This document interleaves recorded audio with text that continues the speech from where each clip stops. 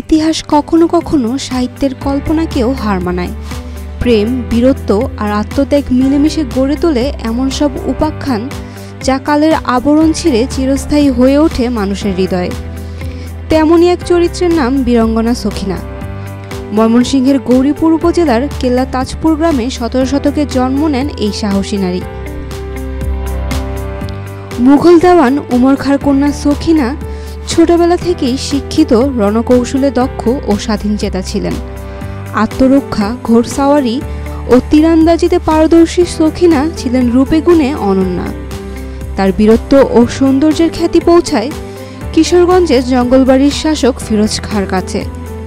সব মশার বিরুদ্ধে সুরক্ষা দিতে এলো বসুন্ধরা এক্সট্রিম অ্যারোসল, মশার বিরুদ্ধে এক্সট্রিম সুরক্ষা। এক নারীচর মারফত তাদের মধ্যে প্রেমের সম্পর্ক গড়ে ওঠে। কিন্তু সখিনার পিতা বিয়েতে রাজি না হওয়ায় ফিরোজ খাঁ তাজপুরে আক্রমণ চালান এবং জয়লাভ করেন। এরপর সখিনাকে বিয়ে করে নিয়ে যান জঙ্গলবাড়ি। পরবর্তীতে উমর খাঁ পাল্টা আক্রমণ করে ফিরোজ খাঁকে বন্দী করেন। এ অবস্থায় ছদ্মবেশে যুদ্ধের নেতৃত্ব দেন সখিনা নিজেই। তিনি দুর্দান্ত বীরত্বে সৈন্যদের সংগঠিত করে যুদ্ধে জয়লাভের দ্বারপ্রান্তে পৌঁছান। কিন্তু শত্রুরা হঠাৎ গুজব ছড়ায় ফিরোজ খাঁ নাকি তাকে তালাক দিয়েছেন। যুদ্ধে মনোবল হারিয়ে তিনি প্রাণত্যাগ করেন। মৃত্যুর পর প্রকাশ পায় অস্ত্র হাতে যুদ্ধ করার সাহসী সেনাপতি আসলে ছিলেন নারী সখিনা। তার বাবা কাঁদতে কাঁদতে মেয়ের নিথর দেহ কোলে তুলে নেন। পরবর্তীতে ফিরোজ খাঁ মুক্ত হলেও সখিনার শোক সইতে না পেরে তিনিও মৃত্যুবরণ করেন। আজও ময়মনসিংহের কুমুরি গ্রামে দাঁড়িয়ে আছে সেই সমাধি। শতবর্ষী গাছের ছায়ায় নিঃশব্দে এক ভালোবাসার ইতিহাস।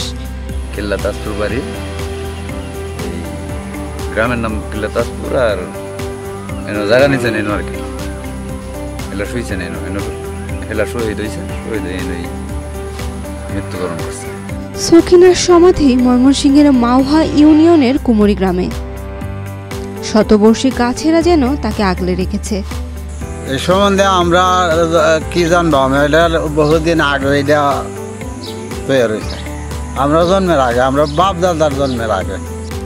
বীরাঙ্গনা সখিনার সমাধি দেখতে প্রতিদিন দেশের বিভিন্ন প্রান্ত থেকে এখানে আসেন পর্যটকরা।